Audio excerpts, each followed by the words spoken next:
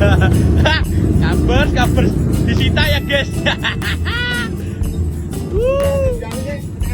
CBR Ninja bosku, herek-herek, aduh, moge gak ada surat, aduh. Iya.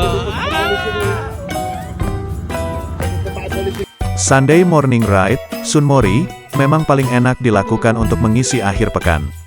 Tapi gimana kalau aksi Sunmori malah berujung penyitaan oleh polisi? Seperti video yang diunggah akun Instagram @indo110up_it. Dalam video terlihat rombongan polisi memakai motor sport. Pasti banyak yang bertanya-tanya nih, apakah motor dinas polisi sudah berganti? Menurut keterangan dalam video, rombongan tersebut memakai motor sitaan dari para pengendara yang melakukan Sunmori.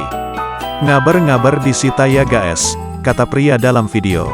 CBR Ninja kerek-kerek moge enggak ada surat adu-adu, sambungnya. Penyitaan tersebut dikarenakan tidak adanya surat tentu dibantah oleh warganet.